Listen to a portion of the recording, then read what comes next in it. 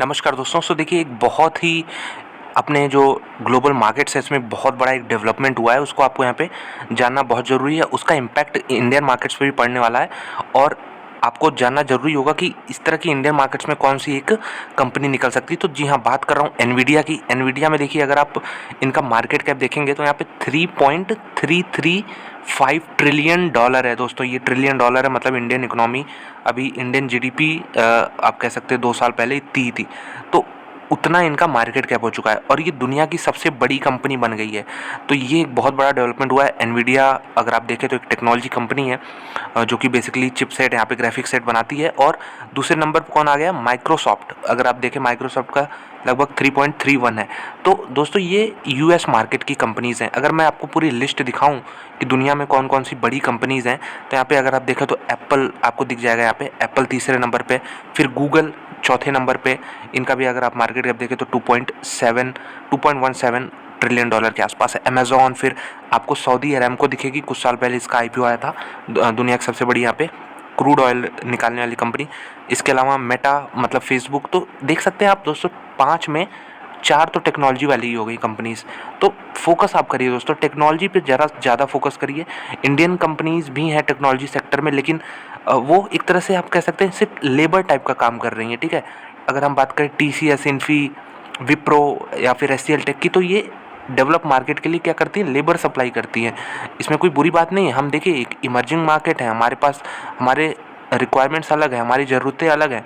अब ये सब जो कंपनियां, फेसबुक हो गई, एनवीडिया हो गई, जितना ये लोग इनोवेशन पे खर्चा करते हैं हम नहीं खर्चा कर सकते, ठीक है। अभी फ़िलहाल के लिए हम इतना खर्चा कर ही नहीं सकते। हमें एम्प्लॉयमेंट जनरेट करना है अपने देश में और एक सस्ते यहाँ पे रेट पे सब कुछ प्रोडक्ट ग्लोबल लेवल पे प्रोडक्ट्स और सर्विसेज बेचनी है। तो वो टीसीएस, इन्फी ये सब बाकायदा बहुत अच्छा काम करते हैं इस मामले में।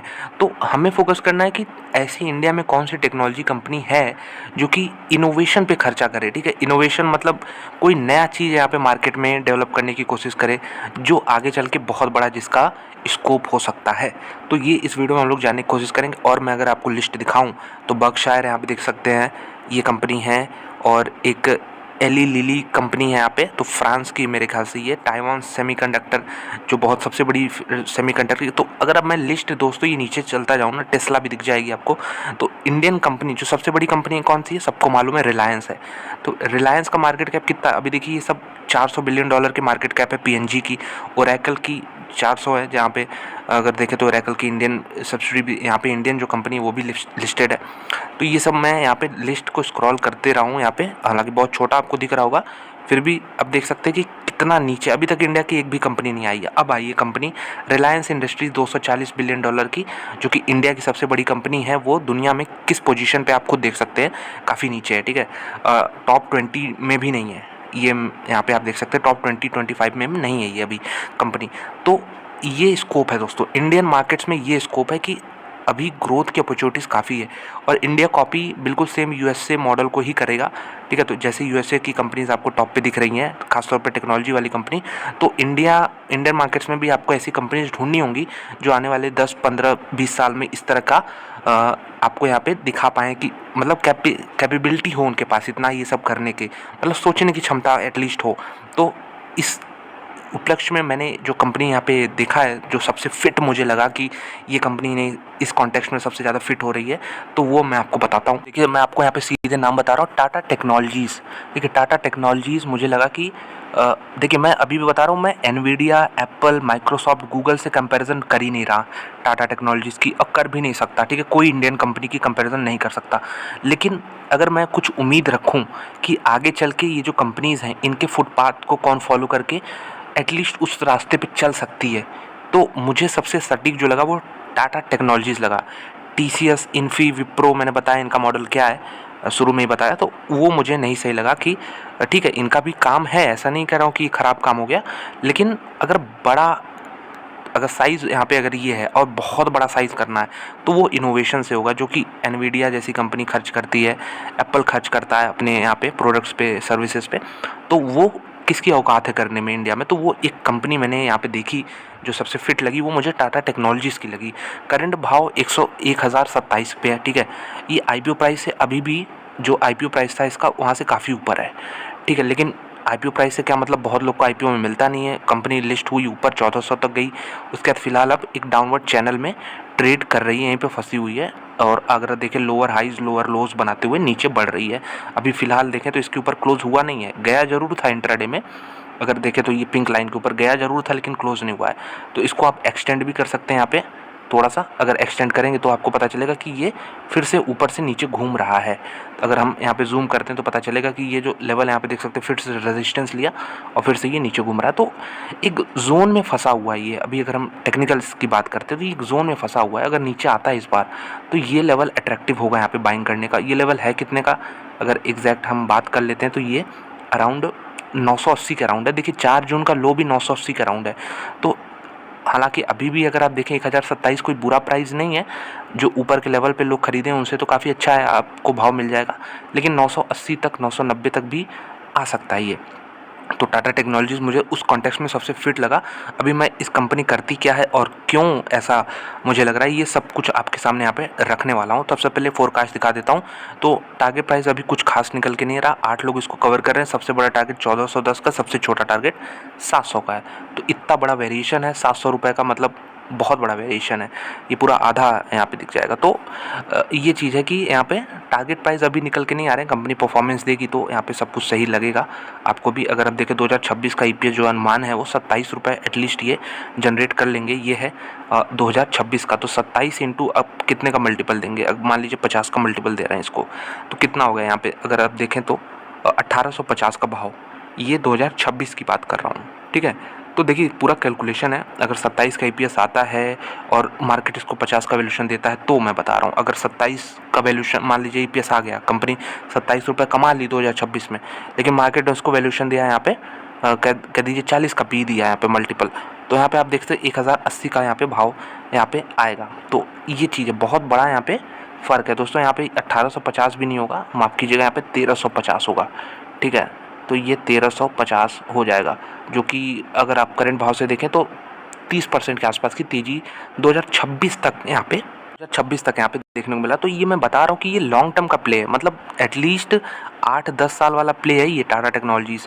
अब क्योंकि देखिए अभी भी गिरावट हुई है, 1400 से ये 1000 पे है, लेकिन ये अभी भी इसके वैल्यूशंस हाई हैं। तो इसके लिए जब वैल्यूशंस आप हाई पे कर रहे हैं तो आपको टाइम पीरियड बढ़ाना पड़ेगा। और टाइम पीरियड बढ़ाने का मतलब यहाँ पे 2-4 साल में मेरे ख्याल से मैंने आपको दिखाया कैलकुलेट करके 2026 में ये 1350 हो जाएगा। अगर ये 50 का वैल्यूशन आता है, 40 का आता है, तो यहाँ पे 1080 जो कि करंट भाव के आसपास ही है। तो टाइम यहाँ पे आपको देना होगा इस तरह की कंपनीज़ में। अगर आप महंगे पे खरीद रहे हैं, यहाँ पे रेवेन्यू भी देख सकते हैं कि 1000 बिलियन, माफ़ कीजिएगा, यहाँ पे $1 बिलियन, जो कि आपका अराउंड 8300-8400 करोड़ रुपीज़ होगा। इसके अराउंड ये पहुँच जाएंगे यहाँ पे 2026 के बाद ही पहुँचेंगे, 27 में पहुँच सकते। तो टाइम देना पड़ेगा अभी 3-4 साल। तो अपने जो कंपनी हाई वैल्यूशन में उसकी वजह से ही ट्रैप्ड रहेगी यहाँ पे। देखिए कंपनी करती क्या है, देखिए ग्लोबल इंजीनियरिंग सर्विसेज कंपनी है जो कि प्रोडक्ट डेवलपमेंट और डिजिटल सोल्यूशन प्रोवाइड करती है। जो टाटा मोटर आप देखते हैं दोस्तों, टाटा मोटर इनकी जो बहुत बड़ी कंपनी है टाटा ग्रुप की, उसको भी कंपनी अपने यहाँ पे प्रोडक्ट सप्लाई करती है। अगर आप बात करते हो देखिए 1994 की कंपनी है ये, तो आप कह सकते हैं कि न्यू एज कंपनी है। टाटा ग्रुप की आप कंपनी देखिए दोस्तों, टाटा यहाँ पे टाटा स्टील देखिए जिसको टिस्को कहते हैं, तो टाटा स्टील कितनी पुरानी कंपनी है। टेल्को देखिए, टेल्को मतलब टाटा मोटर्स को देखिए, वो भी कितनी पुरानी कंपनी है।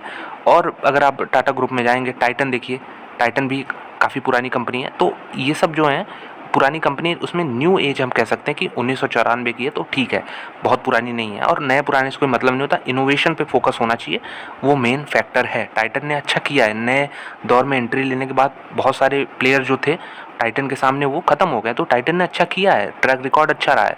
तो न्यू और ओल्ड से फ़र्क नहीं पड़ता, हाँ बस नए दौर के साथ आपको बदलना यहाँ पे होना चाहिए। आपको जो सीखना चाहिए, आपको एडेप्टेबिलिटी होनी चाहिए आपके अंदर।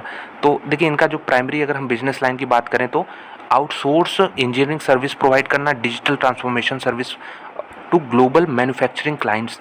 जो बड़ी यहाँ पे दुनिया भर की मैन्युफैक्चरिंग वाली कंपनीज़ होती हैं, इनको प्रोवाइड करते हैं क्या, यहाँ इनको प्रोवाइड करते हैं अपने इंजीनियरिंग सर्विसेज और डिजिटल ट्रांसफॉर्मेशन सर्विसेज, और इनको हेल्प करते हैं कि आप डिज़ाइन करिए अच्छे प्रोडक्ट, बेटर प्रोडक्ट्स अपने कस्टमर के लिए। लेकिन जो बड़ी बड़ी ये ग्लोबल कंपनीज़ हैं इनको ये इस तरह का काम करते हैं। तो अगर हम बात करें टेक्नोलॉजी सोल्यूशन में, तो इनका जो सर्विस है अगर आप देखें तो कंपनी कॉम्प्लीमेंट्स इस service offering with products and education business. और इनका जो अगर हम बात करें प्रोडक्ट बिजनेस है, company resells third party software application, primarily product life cycle management software solutions and provide value added services, consulting जिसमें हो गया value added में implementation system integration। तो सीधे सीधे आप कह दीजिए कि टेक्नोलॉजी प्रोवाइड करती है, सिंपल भाषा में समझे तो बड़ी बड़ी कंपनीज़ को अपना टेक्नोलॉजी प्रोवाइड करती है, इसलिए कि बड़ी कंपनी जो है अपने ग्राहकों से अच्छे से इंटरेक्ट कर पाएँ, मतलब उनको अच्छी सर्विस दे पाएँ एट द एंड। रेवेन्यू अगर बाइफर्केशन करेंगे तो सर्विसेज से इनका 80% हो चुका है, जो कि 75% था 2022 में, तो 5% बढ़ा है। बिजनेस प्रोफाइल की बात करें तो ये सब्सिडी है टाटा मोटर्स की और टाटा ग्रुप की हिस्सेदारी है इसमें। और अगर हम बात करें सितंबर 2023 तक, तो 19 डिलीवरी सेंटर हैं इनके अक्रॉस नॉर्थ अमेरिका। ध्यान रखिएगा, नॉर्थ अमेरिका, यूरोप और एशिया पैसिफिक। 12,000 कुछ एम्प्लॉयज़ हैं, उसमें से इतने फुल टाइम से इतने कॉन्ट्रैक्टेड हैं, तो ये ठीक है, एम्प्लॉयज़ स्ट्रेंथ भी काफ़ी अच्छा है। मार्केट लीडरशिप है कंपनी का by Zinnov zone for engineering research and development, ER&D जिसे कहते हैं, इंजीनियरिंग रिसर्च एंड डेवलपमेंट में ये कंपनी मार्केट लीडर है। और 7th कंसेक्यूटिव ईयर के उनको नंबर 1 खिताब मिला है इस सेगमेंट में। और कंपनी का पहला यहाँ पे रैंक है all India based ER&D services provider में, तो डेफिनेटली। और यहाँ पे अगर देखें तो is among the top 2 globally in electrification में अगर हम बात करें तो ऑटोमोबाइल्स की, तो उसमें ये टॉप 2 में है ग्लोबली। और रेवेन्यू की अगर बात करें 40% अगर हम बात करें, 2 ही कस्टमर इनके टाटा मोटर्स और जगुआर लैंड रोवर, तो जगुआर लैंड रोवर भी काफ़ी बड़ा कंपोनेंट है टाटा मोटर का। और टाटा टेक्नोलॉजीज़ की बात करें तो इनके लिए जो बड़े कंपोनेंट है रेवेन्यू के वो हैं टाटा मोटर्स और जगुआर। तो इस तरह आप हायरार्की यहाँ पे समझ जाइए कि इनका देखिए टाइप्स भी होता है, अलायंसेस भी होते हैं। डसॉ यहाँ पे अगर देखें तो एक फ्रेंच कंपनी है, यहाँ पे लॉजिटली, सीमेंस अगर बात करें जर्मन कंपनी, बहुत बड़ी कंपनी है। तो यहाँ पे माइक्रोसॉफ्ट एज्योर प्रोडक्ट सर्विसेज, तो इनके जो टाइप्स होते हैं अक्रॉस ज्योग्राफीज़ होते हैं, यूरोप और नॉर्थ अमेरिका, एशिया पैसिफिक में। कंपनी का इंटरनेशनल प्रेजेंस भी है, जैसा पहले बताया कि लार्जेस्ट मैन्युफैक्चरिंग इंटरप्राइजेज है यहाँ पे, इनके साथ इनका पार्टनरशिप है। और कंपनी की जो क्लाइंट है उसमें 35 ट्रेडिशनल ऑटोमोटिव OEMs हैं, ओरिजिनल यहाँ पे इक्विपमेंट मैन्युफैक्चरर्स और Tier 1 सप्लायर्स हैं, मोर देन 12 न्यू एनर्जी, मतलब ये आप कह सकते हैं 12 न्यू एनर्जी व्हीकल्स कंपनीज, तो जो अल्टरनेट सोर्सेज ऑफ एनर्जी आते हैं उन वो वाली कंपनीज़ हैं ये, जो कि 12 में नंबर में। जोग्राफिकल अगर बात करें तो UK, क्योंकि JLR है यहाँ पे, तो इसकी वजह से कंट्रीब्यूशन दिख रहा है आपको ज़्यादा। यहाँ पे अगर देखें तो यहाँ पे नॉर्थ कोरिया इन्होंने लिखा है, ये गलत होगा, नॉर्थ अमेरिका होगा। 21.5% नॉर्थ कोरिया से मेरे ख्याल से इनका कोई हिसाब किताब नहीं होगा, नॉर्थ कोरिया से पूरी दुनिया का हिसाब किताब नहीं है, तो ये मेरे ख्याल से गलत है। रेस्ट ऑफ यूरोप से 3% है, UK यूरोप में सबसे ज़्यादा कंट्रीब्यूट करता है, इंडिया भी 30% है, तो काफ़ी मिक्स्ड है, ठीक है, एक जगह फोकस्ड नहीं है, काफ़ी मिक्स्ड है। और इनके अगर हम बात करते हैं क्लाइंट्स की, तो यहाँ पे देखिए टाटा मोटर्स और JLR तो ऑलरेडी ट्रेडिशनल है ही हैं, एयरबस हो गया, मैक्लारेन हो गया, होंडा, फोर्ड, कूपर स्टैंडर्ड और Tier 1 suppliers as well new energy जिसमें आता है आपका विनफास्ट और कैबलिन। यहाँ पे ये देख सकते हैं कि ये सब जो इस एरोस्पेस में भी कंपनी है, ST इंजीनियरिंग, तो ये सब टाइप्स हैं इनके। और हाई क्लाइंट रिटेंशन है कंपनी, मतलब अगर कोई क्लाइंट एक बार इनको अपना सर्विस ले रही है इनसे ना, तो दोबारा इन्हीं को देगी, तो ये एक बहुत पॉजिटिव चीज़ यहाँ पे इंडिकेट करता है कंपनी के बारे में। अब देखिए कंपनी के बारे में हम लोग देख लिया है, अब देखते हैं इसका मार्केट कैप। देखिए मार्केट कैप दोस्तों काफ़ी बड़ा नहीं है, 41,000 करोड़ के अराउंड ही है। देखिए ये अगर आप सिंपल टर्म्स में देखेंगे तो कहेंगे ठीक है ये तो लार्ज कैप है, ठीक है, लार्ज कैप में क्या मल्टीपल रिटर्न्स मिलते हैं, 10 गुना मिलता है। तो मैं कहूँगा देखिए आपको समझने की ज़रूरत है, मैंने वीडियो स्टार्ट वहीं से किया कि एनवीडिया का मार्केट कैप $3.3 ट्रिलियन हो गया। ट्रिलियन डॉलर मतलब आप समझ रहे हैं, मैं आपको इस कॉन्टेक्स्ट में दिखाता हूँ। यहाँ पे $3300 बिलियन, ये एनवीडिया का मार्केट कैप है, ठीक है, एनवीडिया का मार्केट कैप ये है। और जो सबसे बड़ी इंडियन कंपनी है ना वो रिलायंस है, जिसका 240 बिलियन है। तो आप समझ सकते हैं यहाँ पे कितना, हालांकि कोई कंपैरिजन नहीं है, रिलायंस में सब कुछ सारे बिजनेसेस हैं, यहाँ पे एनवीडिया में प्योर टेक्नोलॉजी है, फिर भी अगर आप साइज़ देखें तो कितना टाइम्स है एनवीडिया है, और यहाँ पे 41,000 करोड़ के अराउंड है। तो आप इसको मान के चलिए कि ये $5 बिलियन की कंपनी है, ठीक है, टाटा टेक्नोलॉजी जो है $5 बिलियन की कंपनी है। और मैं ये बता रहा हूँ कि 5 से 50 हो सकता है। 5 से 50 होना मतलब ये 4 लाख करोड़ की मार्केट कैप इसका हो गया आने वाले समय में। तो टाइम देखिए, टाइम तो है ही फैक्टर, टाइम बहुत बड़ा फैक्टर है, लेकिन उसके साथ साथ जो मैं एज्यूम करके चल रहा हूँ कि टाटा टेक्नोलॉजीज़ अपने ER&D, engineering research and development में बड़ा काम करेगी, ठीक है, बहुत ब्रेक थ्रू लाएगी यहाँ पे, और ये मैं एज्यूम करके चला हूँ। तो यहाँ पे 5 से 50 होगा, फिर 50 से आगे आप सोच सकते हैं। तो ये यहाँ पे फोकस है, और इंट्रिंसिक वैल्यू 3 टाइम्स पे ट्रेड कर रही है, तो बहुत बुरी बात नहीं है। बड़ी बड़ी कंपनी यहाँ पे 5 गुना पे ट्रेड करती है, इनोवेशन वाली कंपनी, इस तरह की जो फैंसी कंपनी। स्टॉक का पी कम हुआ है 61 पे, 61.5 पे। प्राइस टू बुक वैल्यू अगर आप देखें तो आपको दिख जाएगा कि यहाँ पे 13 टाइम्स है, अप्रॉक्स कह सकते हैं 12-13 टाइम्स है, ठीक, कोई दिक्कत की बात नहीं है। टाइम देना पड़ेगा। टाटा टेक्नोलॉजीज़ वो कंपनी बन सकती है जो ग्लोबल लेवल पे अमेरिकन कंपनीज कर रही हैं, वो टाटा टेक्नोलॉजीज़ इंडिया के कर सकती है। अभी तो फिलहाल ऑटोमोटिव में इनका फोकस है, ठीक है। कल को मान लीजिए किसी दूसरे सेगमेंट में एंटर कर रहे हैं, वही अपना टेक्नोलॉजी लेके, वही अपना इनोवेशन लेके, तो उधर भी ब्रेक थ्रू हो सकता है ना। तो वही चीज़ आपको यहाँ पे समझना होगा। रिटर्न्स तो अभी जनरेट नहीं हुए हैं जब से लिस्टिंग हुई है। अभी आपको मैं यहाँ पे दिखाता हूँ दोस्तों, यहाँ पे कंपैरिजन दिखाता हूँ। कंपैरिजन किससे करेंगे? KPIT से इसका कंपैरिजन बनता है।